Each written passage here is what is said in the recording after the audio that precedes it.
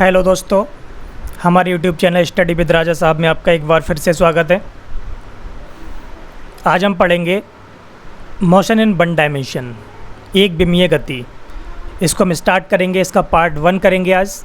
Last video में हमने unit dimension and measurement को कंप्लीट कर लिया था, उसके हमने क्वेश्चंस भी कर लिए थे।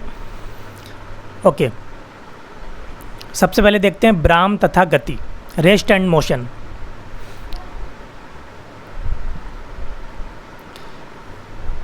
ठीक है, सबसे पहले देखेंगे ब्राम। ब्राम क्या है? रेस्ट। ओके, कोई भी बॉडी रेस्ट में कब कहलाती है? जब वह समय के साथ, ठीक है, टाइम के साथ अपनी पोजीशन को चेंज नहीं करती है।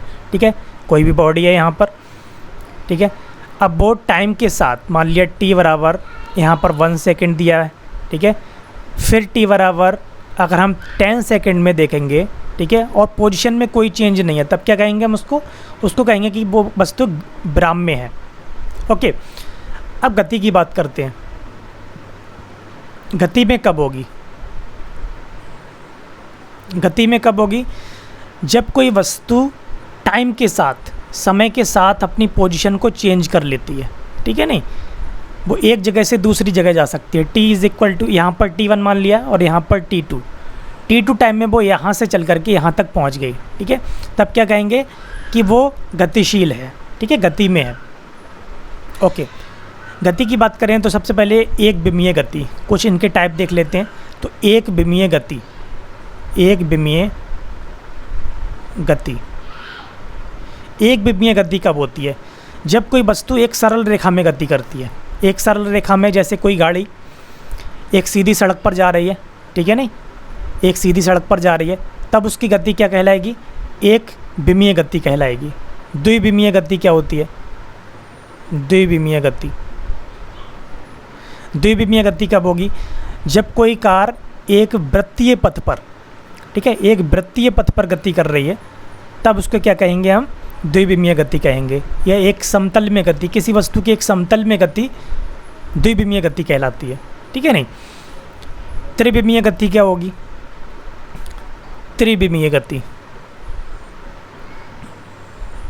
त्रिविमीय गति, ठीक है, motion in 3 dimension, motion in 3 dimension. Okay, motion in 3 dimension कब होगा? जब कोई वस्तु मुक्त आकाश में, ठीक है, स्पेस में गति कर रही है, स्पेस में गति करेगी,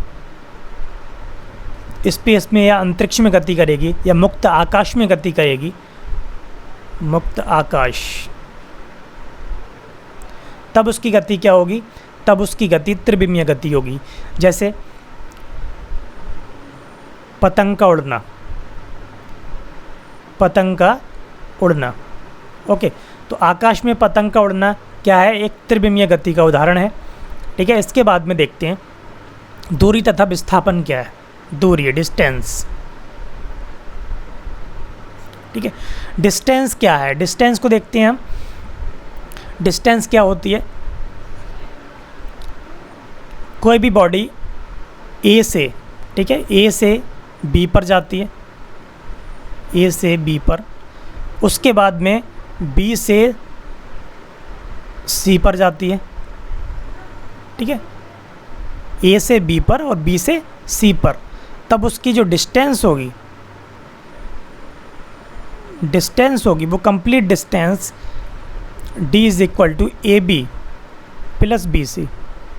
ठीक है, नहीं, मान लिया यहाँ पर 3 यूनिट जा रही है, ठीक है, 3 मीटर, फिर यहाँ पर 4 मीटर, तो उसकी जो डिस्टेंस होगी वो 3 + 4। ठीक है, कहने का मतलब ये है कि ये हो गई 7 मीटर टोटल डिस्टेंस। ठीक है, अपने प्रारंभिक बिंदु से अंतिम बिंदु तक की दूरी, ठीक है, पथ की लंबाई, प्रारंभिक बिंदु से अंतिम बिंदु तक के पथ की लंबाई। ठीक है, तो A B plus B C is equal to क्या हो गया? टोटल डिस्टेंस हो गई। इसी तरीके से हम देख सकते हैं विस्थापन क्या है। ठीक है, विस्थापन के लिए क्या करेंगे? अच्छा, इसमें हमें विमा तो हमने पढ़ ली थी। दूरी के लिए क्या होती है? दूरी के लिए विमा ml m0 t0। ओके, ये विमा हो गई दूरी की। और दूरी की अगर मात्रक की बात करें तो मात्रक क्या होगा दूरी का, मीटर होगा, ठीक है नहीं, ऐसा ही मात्रक मीटर होगा। विस्थापन देखते हैं, विस्थापन क्या होगा, ठीक है। कोई भी बॉडी ए से बी पर जाती है, उसके बाद में सी पर, ठीक है नहीं, तो ए वी और सी, ठीक है। तो इसकी जो न्यूनतम दूरी होगी ए से सी तक, ठीक है, या कह सकते हैं कि स्थिति में जो परिवर्तन होगा ए से सी तक जाने में, स्थिति में जो परिवर्तन होगा, स्थिति सदिश में परिवर्तन होगा, उसी को हम क्या कहते हैं, विस्थापन कहते हैं। तो विस्थापन क्या हो जाएगा इसमें, विस्थापन इज इक्वल टू ए सी, ठीक है। अगर यहाँ पर ए बी वेक्टर दिया हुआ है, बी सी वेक्टर दिया हुआ है, तो विस्थापन यहाँ पर क्या हो जाएगा, ए सी वेक्टर, ठीक है। और परिमाण क्या हो जाएगा इसका, इसका परिमाण जो है वो विस्थापन के बराबर आएगा, ठीक है नहीं। तो यहाँ से हम विस्थापन ज्ञात कर सकते हैं। जैसे हमने ले लिया कि एक कार ए से बी तक, ठीक है, 2 किलोमीटर की डिस्टेंस जाती है, उसके बाद में बी से सी जाती है 4 मीटर डिस्टेंस, ठीक है, 4 किलोमीटर। तब यहाँ पर हम विस्थापन जो देखेंगे तो विस्थापन क्या हो जाएगा, डिस्प्लेसमेंट विस्थापन हो जाएगा, विस्थापन बराबर 2 का स्क्वायर प्लस 4 का स्क्वायर। ये हो गया 2 का स्क्वायर करेंगे 4 का स्क्वायर करेंगे 16, ये हो गया आपका √20, इसको लिखेंगे 2√5, ठीक है, किलोमीटर, ठीक है नहीं। तो इस तरीके से हम विस्थापन ज्ञात कर सकते हैं, ठीक है। अगर हम इसको डेफिनेशन रूप में देखेंगे तो डेफिनेशन रूप में क्या होगा, डेफिनेशन रूप में अगर विस्थापन देखेंगे तो प्रारंभिक तथा अंतिम स्थिति को जोड़ने वाली सरल रेखा की लंबाई, ठीक है। प्रारंभिक स्थिति हो गई, अंतिम स्थिति हो गई, तो प्रारंभिक एवं अंतिम स्थिति को जोड़ने वाली रेखा की लंबाई क्या होगी, विस्थापन कहलाएगी, ठीक है नहीं। और इसका अगर हम विमा की बात करेंगे तो विस्थापन की विमा क्या हो जाएगी, L, ठीक है, m0 L T0, ठीक है नहीं। तो ये विमा हो गई।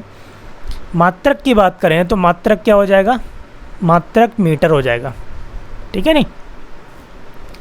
इसके आगे देखेंगे,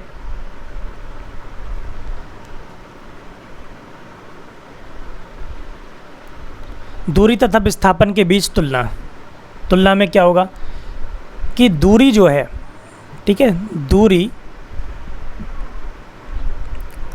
विस्थापन से ज़्यादा भी हो सकती है, ठीक है, और बराबर भी हो सकती है, ठीक है। पहला पॉइंट तो ये है कि दूरी विस्थापन से ज़्यादा भी हो सकती है और बराबर भी हो सकती है, ठीक है नहीं। कैसे होगी, अभी हमने देखा था, इस तरीके का हम देख सकते हैं ए बी और सी। यहाँ अगर 3 है, ए बी 3 मीटर है और बी सी 4 मीटर है, तो इसका विस्थापन क्या होगा, 5 मीटर होगा, ठीक है। और दूरी कितनी हो जाएगी, दूरी यहाँ से हो जाएगी, दूरी 3 और 4 कितना हो गया, 7 मीटर हो गया। और विस्थापन कितना हो गया, विस्थापन 5 मीटर हो गया, ठीक है नहीं। तो क्या बताया था हमने कि दूरी विस्थापन से ज़्यादा भी हो सकती है और बराबर भी हो सकती है, ठीक है। अब बराबर कब होगी, कौन सी कंडीशन में, ठीक है, ए से बी जाता है और बी से सी जाता है, ठीक है, एक सरल रेखा में ए से बी जाता है, बी से सी जाता है, तब इस कंडीशन में क्या होगा, यहाँ पर 3, यहाँ पर 4, तब यहाँ पर दूरी और विस्थापन बराबर होगा। विस्थापन भी कितना आ जाएगा, 7 आ जाएगा, 7 मीटर, और दूरी भी कितनी आ जाएगी, 7 मीटर, तब यहाँ पर विस्थापन दूरी के बराबर होगा, ठीक है नहीं। ज़्यादा वाली कंडीशन हम देख चुके हैं यहाँ पर, ठीक है, ज़्यादा हो रहा था। दूसरी कंडीशन देखेंगे कि दूरी, एक गतिशील वस्तु के लिए दूरी कभी 0 नहीं हो सकती, ठीक है, दूरी कभी 0 नहीं हो सकती, हो सकती, ठीक है नहीं, लेकिन विस्थापन हो सकता है, विस्थापन 0 हो सकता है, ठीक है नहीं, विस्थापन 0 हो सकता है। कैसे होगा? ठीक है, एक वस्तु ए से बी की तरफ जाती है, ठीक है, इसको हम ऐसे ले लेते हैं एक्स वाई एक्सिस पर, ठीक है, ठीक है। एक व्यक्ति अपने घर से पूरब की तरफ बिंदु ए तक 5 किलोमीटर जाता है, ठीक है, बिंदु ए तक 5 किलोमीटर जाता है। फिर उसके बाद वह वापस पश्चिम दिशा में, ठीक है, लौट करके वापस पश्चिम दिशा में कितना जाता है? 10 किलोमीटर, ठीक है नहीं। तो इस कंडीशन में क्या होगा? 5 किलोमीटर तो ये हो गया, और 5 किलोमीटर वो इधर गया, ठीक है, 5 किलोमीटर किधर गया? पश्चिम दिशा में। फिर उसके बाद 5 किलोमीटर फिर वापस आया, 5 किलोमीटर फिर वापस आया, तब वो कहाँ पर आ गया? 0 पर आ गया, ठीक है, मूल बिंदु पर जहाँ से चला था वहीं आ गया। तब यहाँ पर क्या होगा? विस्थापन इस कंडीशन में 0 होगा। ओके, इस कंडीशन में विस्थापन क्या होगा?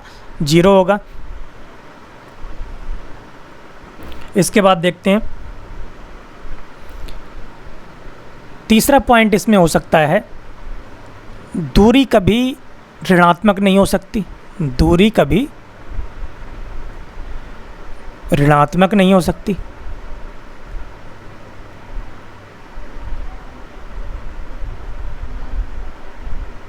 ठीक है नहीं, लेकिन विस्थापन हो सकता है, विस्थापन ऋणात्मक हो सकता है, ठीक है नहीं, विस्थापन ऋणात्मक हो सकता है, हमने अभी बताया था, क्योंकि विस्थापन क्या है? एक सदिश राशि है और दूरी एक अदिश राशि है, तो विस्थापन ऋणात्मक हो सकता है, ठीक है। इस वाली कंडीशन में हम देख सकते हैं, सबसे पहले वो अपने घर से कहाँ गया? बिंदु ए तक गया 5 किलोमीटर, उसके बाद में चला 10 किलोमीटर पश्चिम की ओर वापस लौट करके, फिर किधर गया? वो 5 किलोमीटर माइनस में गया। इसका मतलब 5 किलोमीटर यहाँ पर क्या है? माइनस में लिया हमने, तो विस्थापन है यहाँ पर, ठीक है नहीं, आ रहा है समझ में? तब यहाँ पर हम देख सकते हैं, ओके, चाल तथा वेग, स्पीड एंड वेलोसिटी, ठीक है। सबसे पहले देखेंगे चाल, स्पीड क्या होती है? स्पीड को देखेंगे, किसी गतिमान वस्तु की स्थिति परिवर्तन की दर को, ठीक है, तो स्थिति परिवर्तन की दर को, गतिमान वस्तु की स्थिति परिवर्तन को, स्थिति परिवर्तन की दर को, ठीक है, परिवर्तन की दर को क्या कहते हैं? चाल कहते हैं, ठीक है। और ये क्या है? एक अदिश राशि है, अदिश है, ठीक है। विमा की बात करेंगे तो विमा क्या हो जाएगी? विमा क्या हो जाएगी? m0LT-1, ठीक है, विमाएँ तो कराई दी थी। मात्रक क्या होगा? मात्रक क्या होगा? मीटर पर सेकेंड, ठीक है नहीं, मीटर पर सेकेंड, ओके, मीटर पर सेकेंड होगा। उसके बाद देखते हैं चाल के प्रकार क्या हो सकते हैं। एक समान चाल, सबसे पहले एक समान चाल, एक समान चाल कब हो सकती है? ठीक है, एक समान चाल कब हो सकती है? इसके लिए हम एक एग्जांपल देते हैं, एग्जांपल से समझते हैं इसको, ठीक है। एक गाड़ी है, वो सबसे पहले 1 सेकंड में 5 मीटर डिस्टेंस कवर करती है, ठीक है। फिर अगले 1 सेकंड में फिर 5 मीटर करती है, ठीक है, फिर अगले 1 सेकंड में 5 मीटर करती है, ठीक है। तो समान समय अंतरालों में समान दूरी तय कर रही है, ठीक है नहीं, समान समय अंतरालों में समान दूरी तय कर रही है, तब इसको क्या कहेंगे हम, एक समान चाल कहेंगे, ठीक है नहीं। अब इसी में आता है असमान चाल। असमान चाल कब होगी, जब अलग अलग समय अंतराल में, ठीक है। सबसे पहले हमने ले लिया 1 सेकंड, और 1 सेकंड में 5 मीटर तय कर रही है, ठीक है। उसके बाद यहाँ पर लिया, इसके बाद में लिया हमने अगले 2 सेकंड में या अगले 1 सेकंड में, अगले 1 सेकंड में यहाँ पर उसने 10 मीटर कवर की, ठीक है। फिर अगले 1 सेकंड में उसने यहाँ पर 20 मीटर कवर कर ली, ठीक है। तब इस कंडीशन में क्या होगा कि अलग अलग समय अंतरालों में, ठीक है, समय अंतराल यहाँ पर हमने एक ही लिया है 1 सेकंड, ठीक है, लेकिन डिस्टेंस अलग अलग कवर कर रही है वो, ठीक है। तब इसमें क्या होगा, इसको हम कहेंगे असमान चाल या परिवर्ती चाल, ठीक है। परिवर्ती चाल का मतलब होता है चाल का घटना बढ़ना, ठीक है। जिस तरीके से हमने बाइक चलाई और बाइक को हमने क्या किया, पहले हम उसका एक्सीलेटर हमने हल्का किया, फिर उसके बाद हल्के हल्के तेज़ करने लगे, ठीक है, कभी बीच में फिर हल्का किया फिर तेज़ किया, तो इसको क्या कहेंगे हम, असमान चाल कहेंगे, ठीक है नहीं। औसत चाल क्या होती है, अब इसके बाद में देखेंगे औसत चाल। औसत चाल के लिए क्या करेंगे, औसत चाल में, औसत चाल कुल तय दूरी, ठीक है। तो कुल डिस्टेंस जो है उसको हम डिवाइड करेंगे कुल समय से, ठीक है, कुल समय से, तब यहाँ पर क्या आता है, औसत चाल आती है, ठीक है नहीं। मान लिया कुल दूरी, एक गाड़ी ए से सी की तरफ जाती है और बीच में एक पॉइंट बी है, यहाँ से यहाँ तक की डिस्टेंस d1 है और यहाँ से यहाँ तक की d2 है, यहाँ तक का जो टाइम है वो t1 है और यहाँ से यहाँ तक का t2, ठीक है। d1 डिस्टेंस t1 में कवर कर रही है, d2 डिस्टेंस t2 में कवर कर रही है, तब उसमें क्या होगा, d1 plus d2 upon t1 plus t2, ठीक है। तब इसको कहेंगे हम औसत चाल, ठीक है। समय औसत चाल, समय औसत चाल क्या है, समय औसत चाल क्या है, इसमें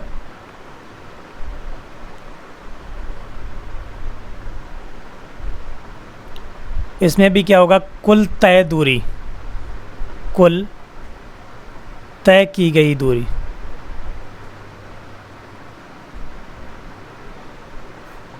कुल लगा समय, ठीक है नहीं, कुल लगा समय। अभी हमने एक एग्जांपल लिया था ए से सी वाला, ठीक है, बीच में हमने बी पॉइंट ले लिया। अब यहाँ से यहाँ तक की डिस्टेंस ये d1 है और ये d2 है, ठीक है। एक पॉइंट और ले लिया हमने d, ठीक है, यहाँ पर d3 है, ये टाइम t1 है, ये t2 है और ये t3 है, ठीक है। ए से बी तक जो जाती है, ए से बी तक चलने में उसने, ठीक है, यहाँ से यहाँ तक की जो चाल है उसकी वो क्या है, b1 है। बी से सी तक b2 चाल से जाती है और सी से डी तक b3 चाल से जाती है, ठीक है। तब यहाँ पर क्या होगा, d1 plus d2 plus d3 upon t1 plus t2 plus t3, ठीक है। तो d1 यहाँ पर हम लिख सकते हैं, d1 क्या होगा, दूरी बराबर चाल गुणा समय, ठीक है। तो b1 into t1 plus b2 into t2 plus b3 into t3, okay. और नीचे लिखेंगे t1 plus t2 plus t3, ठीक है, टोटल समय, ओके। इसके बाद करेंगे दूरी औसत चाल, दूरी औसत चाल, ओके। दूरी औसत चाल, ठीक है, सेम ले लेंगे, ए से बी, बी से सी और सी से डी, ठीक है। यहाँ पर लिया था हमने d1, d2, d3, ठीक है। अब यहाँ पर टाइम नहीं दिया हुआ है ए से बी तक का, ठीक है, केवल क्या दिया है, केवल यहाँ पर चाल हमें पता है ए से बी तक की कितनी है, b1 है, b से c तक की b2 है, और c से d तक जाती है v3 चाल से, ठीक है। तब यहाँ पर क्या करेंगे, कुल दूरी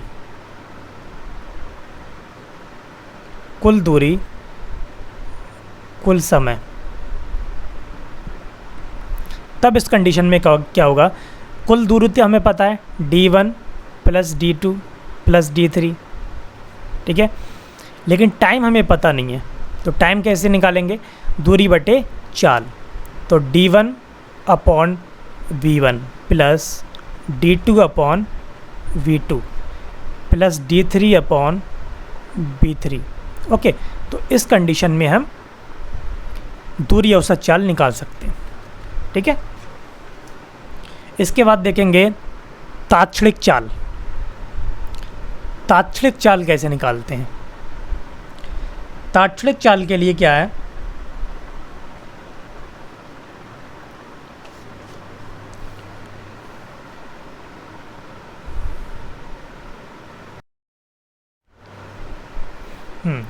तात्क्षणिक चाल किसी विशेष सूक्ष्म समय अंतराल पर या किसी क्षण पर वस्तु की चाल क्या कहलाती है, तात्क्षणिक चाल कहलाती है, ठीक है। अगर हम कुल दूरी, ठीक है, डेल्टा x अपॉन तात्क्षणिक समय की बात करें तो डेल्टा t, ठीक है, तो इसके लिए क्या हो जाएगा, limit del t tends to 0, okay, del s upon del t, इसको हम ds अपॉन dt भी लिखते हैं, ठीक है। तो यहाँ से हम तात्क्षणिक चाल निकाल सकते हैं, ठीक है नहीं। इसके बाद देखेंगे वेग। वेग क्या है, किसी वस्तु के विस्थापन परिवर्तन की दर को, ठीक है, क्या लिखेंगे, विस्थापन परिवर्तन की दर को, ठीक है, विस्थापन परिवर्तन की दर को क्या कहते हैं, वेग कहते हैं उस वस्तु का। अब एक समान वेग की बात करें तो एक समान वेग में क्या होता है, ठीक है, एक समान वेग में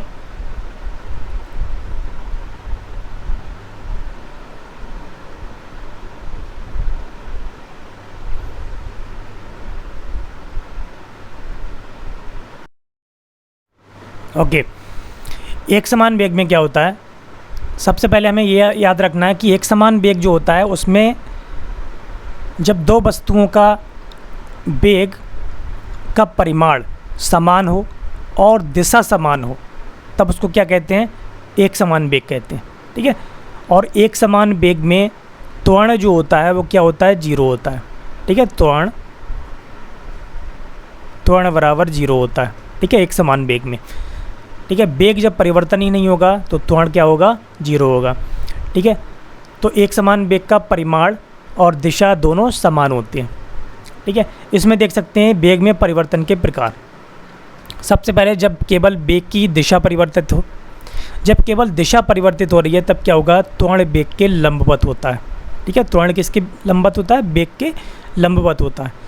उदाहरण, एक समान वृत्तीय गति में होगा ये, ठीक है, जब केवल वेग का परिमाण परिवर्तित हो, ठीक है, जब वेग का परिमाण परिवर्तित हो तब क्या होगा, त्वरण वेग के समांतर अथवा प्रति समांतर होता है। उदाहरण क्या होगा, गुरुत्व के अधीन गति, ठीक है। गुरुत्व की अधीन गति कब होती है, जब हम किसी वस्तु को ऊपर या नीचे की तरफ फेंकते हैं, जब वेग के परिमाण तथा दिशा दोनों परिवर्तित हों, ठीक है। परिमाण तथा दिशा दोनों परिवर्तित होंगे तो कौन सी गति होगी, प्रक्षेप गति होगी, ठीक है। प्रक्षेप गति क्या होती है, किसी वस्तु को हम, ठीक है, ऊर्ध्व दिशा से, ठीक है, ये वर्टिकल ऊर्ध्व दिशा, तो ऊर्ध्व दिशा से भिन्न किसी दिशा में फेंकते हैं, ठीक है। हमें ऊपर नहीं फेंकना है बिल्कुल लंबवत, हमें किस तरफ फेंकना है, ठीक है, इस कंडीशन में फेंकना है, ठीक है। तब इस गति को क्या कहते हैं, हम प्रक्षेप गति कहते हैं, ठीक है नहीं। आगे देखेंगे असमान वेग कब होगा, असमान वेग कब होता है? एक कण असमान वेग से गतिमान कण कहा जाता है यदि इसकी दिशा और परिमाण, ठीक है, दिशा और परिमाण अलग अलग हों, ठीक है, परिवर्तित हों, ठीक है, दिशा और परिमाण जो हैं परिवर्तित हों, तब क्या कहा जाएगा? उसको असमान वेग कहा जाएगा, ठीक है नहीं, असमान वेग हो गया। इस कंडीशन में देख सकते हैं जैसे वृत्तीय गति है, तो वृत्तीय गति में वेग की दिशा परिवर्तित होती रहती है, ठीक है, वृत्तीय गति पर, किसी वृत्तीय पथ पर कार की गति, ठीक है, इस पॉइंट पर देखेंगे तो इस तरफ, ठीक है, इस पर देखेंगे तो इस तरफ, तो इसमें वेग की दिशा परिवर्तित होती रहती है, ठीक है।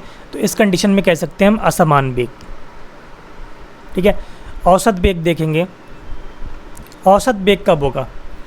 औसत वेग, इसको हम बी एवरेज लिख सकते हैं, ठीक है। बी एवरेज कब होगा? कुल विस्थापन बटे कुल समय, ठीक है, इसको कहेंगे हम औसत वेग, ठीक है। बताया था हमने कि एक पॉइंट से दूसरे पॉइंट तक, मान लिया ए से बी, ठीक है, फिर उसके बाद में बी से सी जाता है। अगर यहाँ से यहाँ तक का विस्थापन S1 और बी से सी तक का विस्थापन S2 है, ठीक है, तब यहाँ पर क्या होगा? कुल विस्थापन हम ऐड करेंगे और उसको डिवाइड करेंगे कुल समय से, ठीक है। और ए से सी तक चलने में जो टोटल विस्थापन होगा वो क्या होगा? डेल S बराबर S1 प्लस S2, ठीक है, और इसको डिवाइड कर देंगे S1 plus S2 divided by कुल टाइम। अगर ए से सी तक जाने में कुल लगा समय कितना है? T है, ठीक है। तो इसको इस तरीके से लिख सकते हैं, इसको ऐसे भी लिख सकते हैं, ठीक है नहीं। तो del S upon del T औसत वेग। ताक्षणिक वेग क्या होगा? किसी क्षण के लिए विस्थापन परिवर्तन की दर क्या होगा? ताक्षणिक वेग होगा। इसके लिए लिखेंगे b बराबर limit del T tends to 0 del R सदिश अपॉन डेल T, ठीक है। R सदिश क्या है? यहाँ पर विस्थापन है, इसको हम dr अपॉन dt भी लिख सकते हैं, ओके। तो ये होगा आपका ताक्षणिक वेग, ओके। ताक्षणिक चाल तथा ताक्षणिक वेग में तुलना।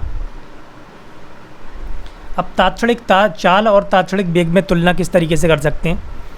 सबसे पहले देखेंगे ताक्षणिक चाल। ताक्षणिक चाल क्या होगी?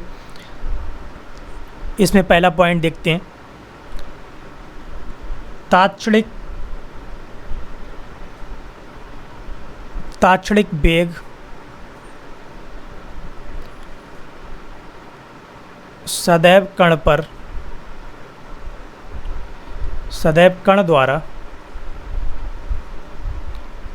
द्वारा तय किए गए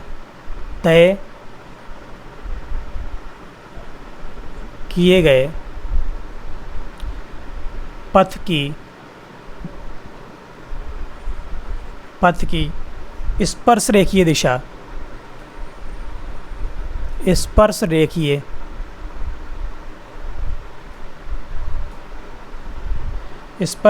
दिशा में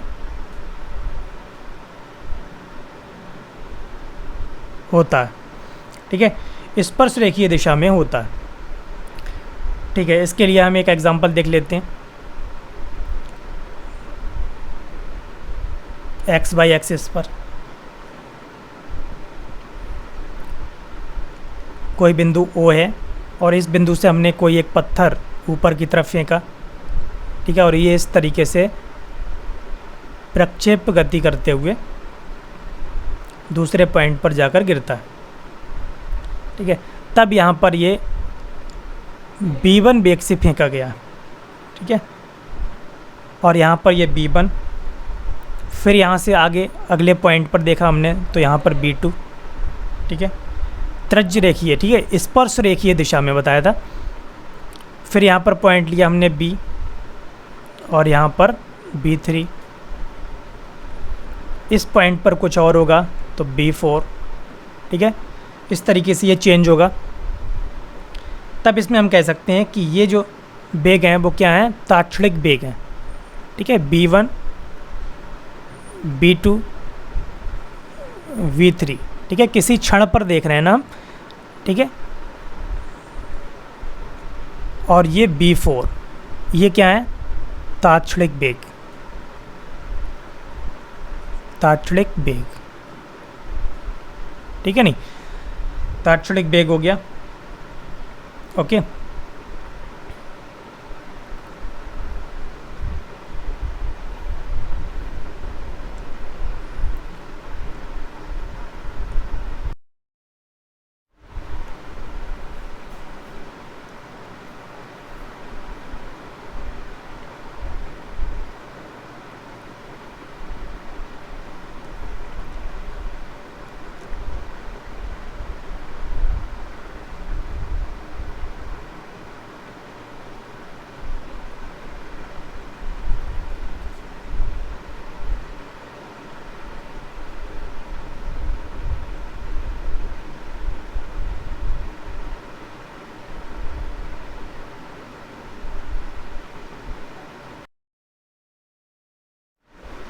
ओके, सेकंड पॉइंट देखेंगे। इसका सेकंड पॉइंट क्या होगा, तात्क्षणिक चाल जो होगी, तात्क्षणिक चाल, चाल हो सकता है नियत हो, ठीक है, नियत हो, लेकिन तात्क्षणिक बेग जो होगा, तात्क्षणिक बेग परिवर्ती होगा। परिवर्ती का मतलब है यहाँ पर चेंज होने वाला, ठीक है, परिवर्ती, परिवर्ती होगा, ठीक है। तात्क्षणिक बेग जो है परिवर्तित होता रहता है, लेकिन तात्क्षणिक चाल जो है वो नियत हो सकती है, ठीक है, नहीं। इसके बाद देखेंगे, इसके बाद औसत चाल तथा औसत बेग में तुलना, ठीक है। औसत चाल और औसत बेग में तुलना हमने देखा था, दूरी की वैल्यू या दूरी का जो मान होता था वो विस्थापन के परिमाण से, विस्थापन के परिमाण से या तो ज़्यादा होता था या फिर बराबर, ठीक है। इसी तरीके से क्या होता है कि औसत चाल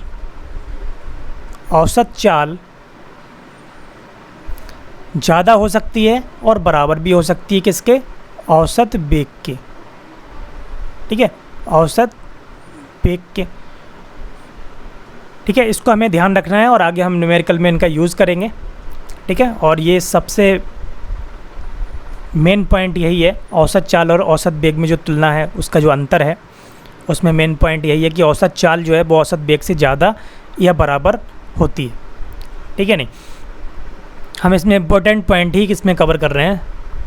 एक तरफ से हम पूरा सिलेबस नहीं करेंगे, क्योंकि एक तरफ से करेंगे तो ज़्यादा टाइम लगेगा। त्वरण देखते हैं, त्वरण क्या है। त्वरण हमें पता है क्या होता है कि बेग में परिवर्तन की दर को, ठीक है, बेग में परिवर्तन की दर, बेग में परिवर्तन की दर को क्या कहते हैं, त्वरण कहते हैं। अब एक समान त्वरण कब होता है, एक समान त्वरण कब होता है, इसको हम देखेंगे कि यदि कण की गति के दौरान त्वरण का परिमाण तथा दिशा नियत रहे, ठीक है, परिमाण और दिशा, ठीक है, अगर नियत है, ठीक है, तब क्या है, तब वह एक समान त्वरण कहलाता है। परिमाण नियत और दिशा भी नियत, ठीक है, तब वो क्या कहलाता है, एक समान त्वरण कहलाता है। अब इसी में आ जाओ परिवर्ती त्वरण। परिवर्ती कब होगा, जब चेंज होता रहता है, ठीक है, परिमाण परिमाण, ठीक है, परिवर्तित होता रहता है, परिवर्तित होता है, ठीक है, और दिशा भी परिवर्तित होती है, दिशा परिवर्तित होती है, ठीक है नहीं। परिमाण और दिशा दोनों जब परिवर्तित होते हैं तब उसको क्या कहते हैं, हम परिवर्ती त्वरण कहते हैं, ठीक है नहीं। अब यहाँ पर देखेंगे हम औसत त्वरण, औसत त्वरण क्या होगा, सॉरी औसत त्वरण देखेंगे, औसत त्वरण, औसत त्वरण क्या होगा, इसके लिए हम देख सकते हैं, हमने ले लिया ए एवरेज, ए एवरेज बराबर क्या होगा, डेल वी, ठीक है, औसत वेग। अब औसत वेग को डिवाइड करेंगे टाइम से, ठीक है, टोटल टाइम से, तब वहाँ पर क्या आ जाएगा, b2 माइनस b1, ठीक है, डेल टी, तब यहाँ पर हम निकाल सकते हैं औसत त्वरण, ठीक है। तात्क्षणिक त्वरण, तात्क्षणिक त्वरण क्या है, इस कंडीशन में देखिए वृत्तीय गति है, और वृत्तीय गति में इस कंडीशन में हम कंडीशन ए देख सकते हैं और कंडीशन बी भी देख सकते हैं। तो यहाँ पर जो है, यहाँ पर क्या होगा, तात्क्षणिक त्वरण ए बराबर लिमिट डेल टी के लिए, del T tends to 0, del B, ठीक है, वेग में परिवर्तन, टोटल टाइम, तब इसको हम लिख सकते हैं D B upon D T, ठीक है, D V upon D T भी लिख सकते हैं इसको। तो इस कंडीशन में ये, ठीक है, तात्क्षणिक त्वरण कहलाता, ठीक है नहीं। इसमें हम उदाहरण के लिए देख सकते हैं, गतिमान वस्तु के तात्क्षणिक वेग की दिशा तथा त्वरण की दिशा में कोई संबंध नहीं होता, ठीक है, गतिमान वस्तु के तात्क्षणिक वेग में, गतिमान वस्तु के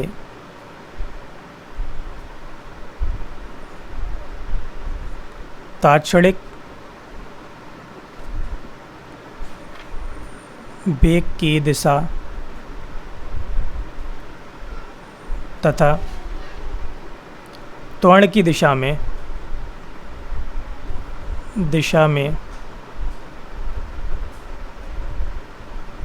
कोई संबंध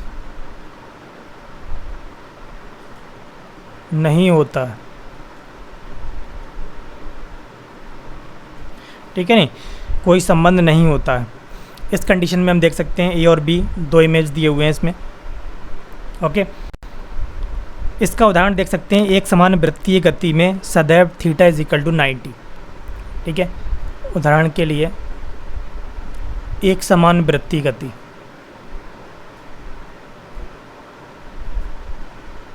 एक समान वृत्तीय गति में थीटा इज इक्वल टू 90, ठीक है नहीं, चित्र में दिया हुआ है, एक समान वृत्तीय गति में थीटा इज इक्वल टू क्या होगा, यहाँ पे 90 होगा, ठीक है।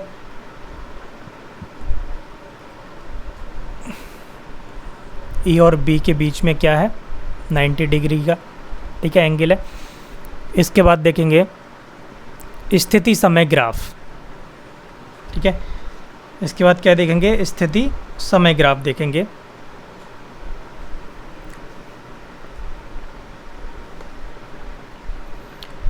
यहाँ से देख सकते हैं बाई एक्सिस पे दी हुई है स्थिति और एक्स एक्सिस पे यहाँ पर टाइम दिया हुआ है, ठीक है। स्थिति समय ग्राफ से हम क्या करते हैं, स्थिति समय ग्राफ से हम वेग ज्ञात कर सकते हैं। तो वेग बराबर क्या होगा, स्थिति में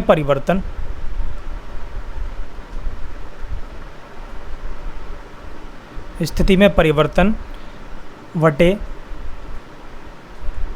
लिया गया समय, ठीक है नहीं, स्थिति में परिवर्तन वटे लिया गया समय क्या होगा। अब स्थिति सबसे पहले क्या थी, y1, उसके बाद में y2, ठीक है। t1 समय में वो y1 स्थिति पर जाता है और t2 समय में वो y2 स्थिति पर जाता है। तो सबसे पहले क्या आएगा, यहाँ पर स्थिति में परिवर्तन लेंगे तो y2 minus y1, y2 minus y1 कितने समय में, t2 माइनस t1 में, t2 माइनस t1 में, ठीक है। तो इस तरीके से हम यहाँ से लिख सकते हैं, ओके। अगर हम एंगल की बात करें यहाँ पर, तो एंगल क्या होगा, एंगल हम त्रिभुज ABC में देख सकते हैं। ABC में क्या हो जाएगा, tan theta is equal to क्या हो जाएगा, AD upon AC। tan theta is equal to AD upon AC, ठीक है। तो यहाँ से हम BC भी लिख सकते हैं, ठीक है। BC और AD बराबर है, तो AD upon AC is equal to क्या हो गया, by 2 minus by 1 upon T2 minus T1, ठीक है नहीं। इसका ये स्लोप निकाल लिया हमने, ठीक है नहीं। तो यहाँ से हम बेग निकाल सकते हैं, ठीक है। बेग बराबर यहाँ पर लिख सकते हैं B is equal to tan theta, ठीक है। B is equal to tan theta भी लिख सकते हैं। इसके बाद देखेंगे कुछ ग्राफ दिए हुए हैं, ठीक है। कुछ ग्राफ में इसमें जैसे यहाँ पर हमने लिया था बाई एक्सिस पर स्थिति, ठीक है, और एक्स एक्सिस पर हमने लिया था टाइम t, ठीक है। अब इसमें देखेंगे थीटा बराबर 0 है, ठीक है। थीटा बराबर 0 है, ठीक है, और b बराबर भी 0 है। b बराबर 0 क्यों है, क्योंकि यहाँ पर स्थिति चेंज नहीं हो रही है, पोजीशन चेंज नहीं हो रही है, ठीक है। जहाँ पर है ये वहीं पर है, कोई चेंज नहीं है स्थिति में। जब विस्थापन शून्य है तो b भी शून्य होगा, ठीक है। विस्थापन शून्य है, ठीक है, तो 0 आ जाएगा, ठीक है। दूसरे में देख सकते हैं, दूसरे वाले में यहाँ पर टाइम चेंज नहीं हो रहा है, ठीक है। टाइम यहाँ पर फिक्स है, बिल्कुल चेंज नहीं हो रहा है, लेकिन स्थिति चेंज हो रही है, ठीक है। स्थिति चेंज हो रही है, विस्थापन हो रहा है इसमें, लेकिन टाइम चेंज नहीं हो रहा है। अच्छा, टाइम चेंज नहीं होगा, ऐसा पॉसिबल है क्या? टाइम चेंज नहीं हो सकता ना, तो व्यावहारिक रूप में यह संभव नहीं है, ठीक है नहीं। और b कितना आ जाएगा, यहाँ पर अनंत आ जाएगा। b अनंत का मतलब ये है अगर टाइम चेंज ना हो, ठीक है, तो बेग क्या हो जाएगा, अनंत हो जाएगा, ठीक है, कि वस्तु रुकेगी ही नहीं, ठीक है, चलती रहेगी। थीटा यहाँ पर 90 डिग्री है। आगे देखेंगे इस कंडीशन में क्या है, इस कंडीशन में टाइम और विस्थापन, ठीक है, दोनों में, ठीक है। यहाँ पर जो लाइन है, अगर हम इस स्थिति पर देखेंगे, जैसे मान लिया यहाँ पर 1 सेकेंड था और यहाँ पर भी 1 मीटर डिस्टेंस, 1 मीटर विस्थापन कवर कर रहा है। इस पॉइंट पर हमने देखा कि यहाँ पर 2 सेकेंड है और यहाँ पर भी 2 है, तो दोनों का अनुपात क्या है, दोनों का अनुपात जो है नियत है, ठीक है। तब यहाँ पे कह सकते हैं कि यहाँ पर b क्या है, नियत है। जब b नियत होगा, b नियत होगा तो क्या हो जाएगा, 0 हो जाएगा a, ठीक है। तो त्वरण क्या होगा, यहाँ पर 0 होगा। तो नियत ढाल की रेखा कण की एक समान वेग को दर्शाती है, ठीक है, याद रखना है इसमें।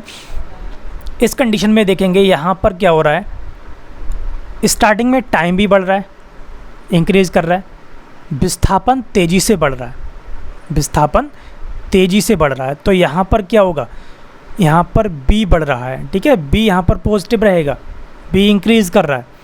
जब b इंक्रीज़ करेगा, जब b इंक्रीज़ करेगा तो a भी इंक्रीज़ करेगा, ठीक है नहीं, त्वरण भी बढ़ेगा। इस कंडीशन में उसका उल्टा रहेगा, a ऋणात्मक हो जाएगा, ठीक है नहीं। आगे देखेंगे इस कंडीशन में क्या होगा, यहाँ पर है पहले पॉइंट, ठीक है। वस्तु यहाँ से चल रही है, जैसे जैसे टाइम बढ़ा विस्थापन घटने लगा, जब विस्थापन घटने लगा तो वेग भी घटेगा, ठीक है नहीं। तो वेग क्या होगा, ऋणात्मक होगा, ठीक है नहीं। इस वाली कंडीशन में आ जाते हैं, पहले O से A तक गया, फिर A से B तक गया, फिर C तक गया, फिर C से S पर आ गया। इसका मतलब क्या है, विस्थापन घटा, ठीक है, पहले बढ़ा फिर बाद में विस्थापन घटता गया, ठीक है। तब इसमें क्या होगा, कुछ समय के पश्चात या निश्चित समय अंतराल के पश्चात कण का वेग परिवर्तित हो जाता है, वेग परिवर्तित हो जाता है इसमें, ठीक है नहीं। इसका मतलब वेग घट गया, पहले वेग बढ़ा, ठीक है, पहले पॉजिटिव था यहाँ पर, ठीक है, फिर यहाँ से घटने लगा v, ठीक है नहीं। इस कंडीशन में देखते हैं, इस कंडीशन में क्या है, ये पैराबोलिक है। अब पैराबोलिक में यहाँ पर देखते हैं, इस कंडीशन में पहले इस वाली कंडीशन में, ठीक है, बढ़ रहा है, ठीक है। इस कंडीशन में पहले वेग बढ़ा, फिर उसके बाद में नियत हो गया, नीचे वाले में देखते हैं। अब इसमें दो स्थितियां हैं जो कि संभव नहीं है, ठीक है, जो कि संभव नहीं है। इस वाली कंडीशन में देख सकते हैं हम, पहले विस्थापन घटा, ठीक है, पहले विस्थापन घटा, फिर 0 होने के बाद में फिर बढ़ा, फिर एक ऐसी स्थिति आ गई कि नियत हो गया, ठीक है। अब यह क्या है, इसमें कण प्रारंभ में मूल अवस्था की ओर आता है तथा फिर मूल अवस्था से दूर जाता है। वेग समय ग्राफ देख सकते हैं। वेग समय ग्राफ में क्या होगा, वेग समय ग्राफ में हम सबसे पहले कुल दूरी निकालेंगे। अगर हम यहाँ से देखेंगे तो कुल दूरी क्या होगी, अगर हम इसको देखें 1 को और यहाँ 2, यहाँ पर 3, तो सबसे पहले हम दूरी निकालेंगे। तो दूरी क्या होगी, दूरी यहाँ पर होगी A1 plus A2 plus A3। अब यहाँ पर A1 A2 A3 क्या है, A1 A2 A3 यहाँ पर एरिया है, ठीक है, इस वाले का एरिया, फिर सेकंड का, फिर थर्ड का एरिया। मॉड क्यों लगाया है, मॉड क्यों लगाया है, क्योंकि हम यहाँ पर वेग फाइंड करना है, ठीक है। वेग फाइंड करने के लिए हमने यहाँ पर मॉड लगाया है। तो विस्थापन यहाँ पर प्लस भी हो सकता है और माइनस भी हो सकता है, ठीक है, नहीं, प्लस भी हो सकता है और माइनस भी हो सकता है, लेकिन दूरी के लिए हमेशा प्लस होगा, दूरी के लिए हमेशा प्लस होगा। तो यहाँ से हम निकाल सकते हैं और इसको हम लिख सकते हैं S बराबर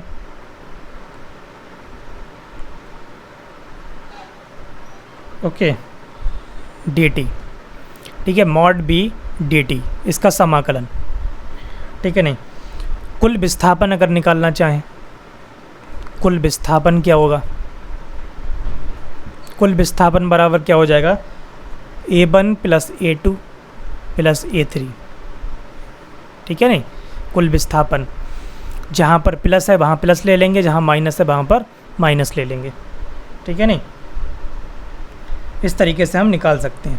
तो इनका क्षेत्रफल कैसे निकालेंगे, वो क्षेत्रफल के हिसाब से हम वेग फाइंड करेंगे, ठीक है।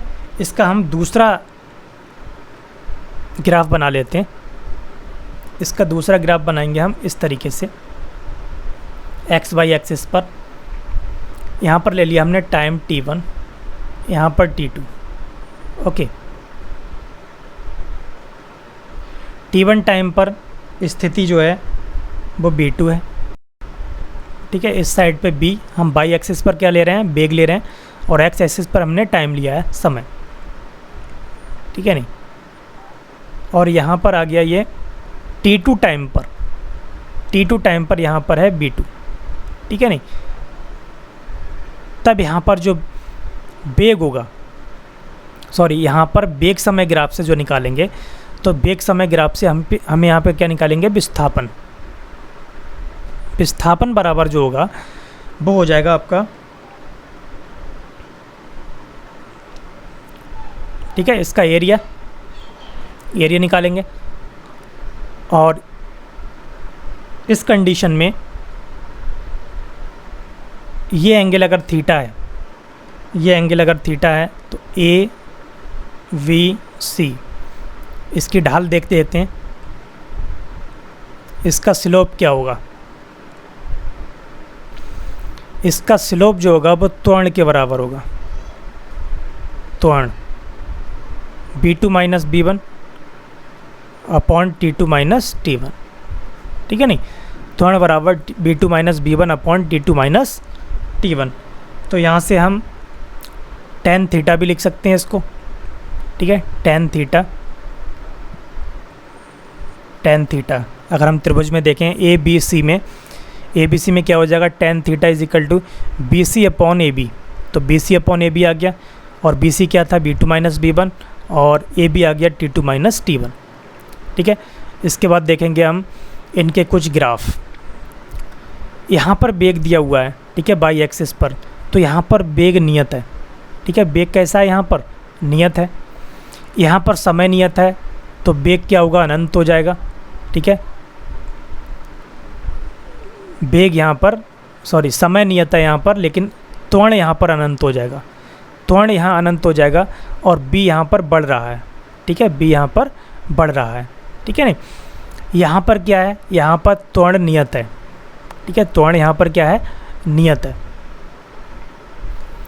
यहाँ पर देखिए, यहाँ पर वेग इंक्रीज़ कर रहा है, जब वेग इंक्रीज़ कर रहा है तो ए भी इंक्रीज़ करेगा, ठीक है, ए भी इंक्रीज़ करेगा, ठीक है नहीं। यहाँ पर वेग घट रहा है, जब वेग घट रहा है तो ए जो है घटेगा, ठीक है नहीं। इस कंडीशन में देखेंगे सबसे पहले क्या था, निगेटिव था, पहले वेग क्या था, निगेटिव में था, फिर बढ़ने लगा, ठीक है, बाद में फिर बढ़ता, ठीक है नहीं। अब यहाँ पर देखेंगे त्वरण क्या होगा, धनात्मक होगा, ठीक है। ए जब बी जब बढ़ रहा है तो ए भी बढ़ेगा, ठीक है।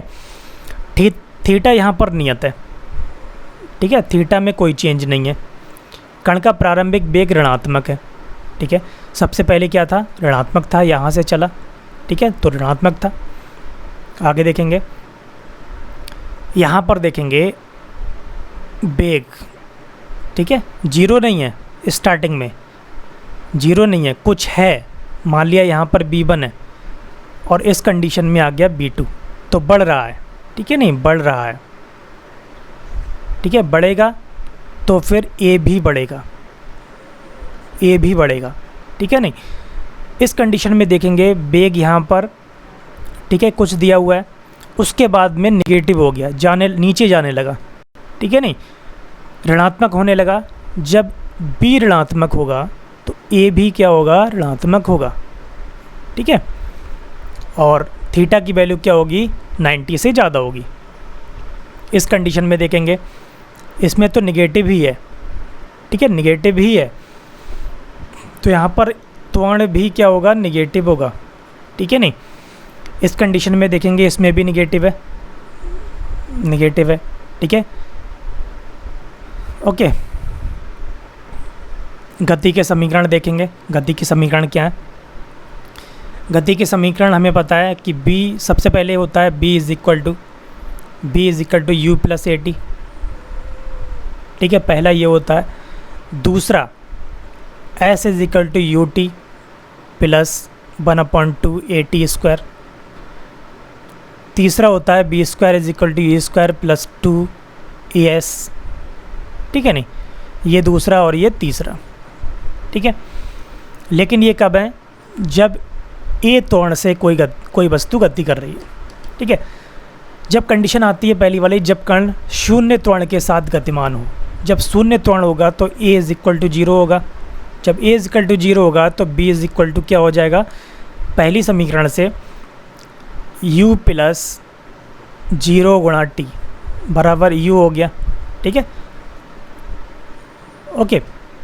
जब a 0 हो गया तो यहाँ पर चाल क्या होगी, वेग क्या होगा, नियत होगा, ठीक है, वेग जो है नियत रहेगा, ठीक है, कोई चेंज ही नहीं होगा वेग में, ठीक है। और अगर हम विस्थापन की बात करेंगे तो you T plus half A T square, तो यहाँ पर भी क्या होगा, यू टी और ये 0 हो जाएगा, ठीक है, तो एस इज इक्वल टू क्या हो जाएगा, यू टी, ठीक है नहीं, S is equal to U T. जब कण नियत त्वरण के साथ गतिमान हो, जब नियत त्वरण के साथ गतिमान होगा तब क्या कंडीशन होगी, देखते हैं।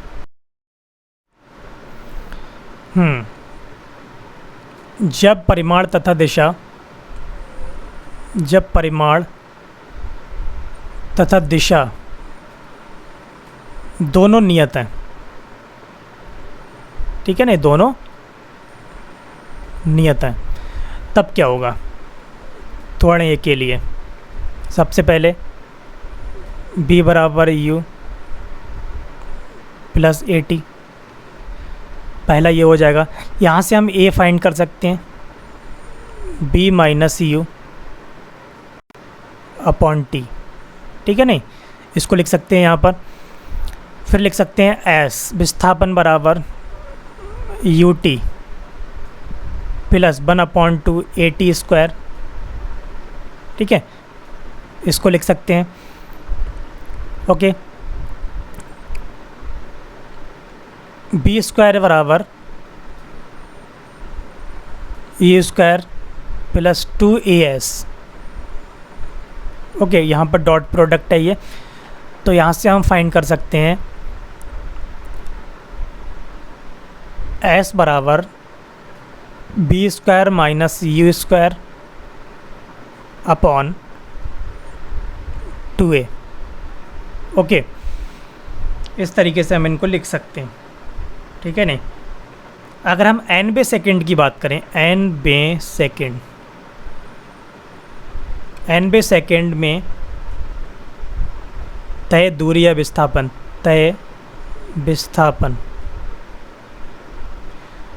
तब क्या होगा, एस एन बराबर u plus a by 2n minus 1, ठीक है नहीं। n सेकेंड के लिए होगा ये, ओके, n सेकेंड के लिए।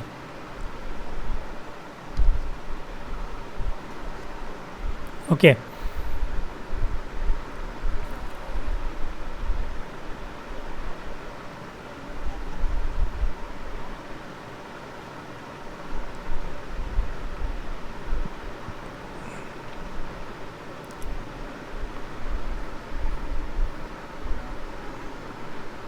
ओके दोस्तों, आज के लिए बस इतना ही। वहाँ की नेक्स्ट वीडियो में करते हैं, वीडियो काफ़ी लेंथी हो गया।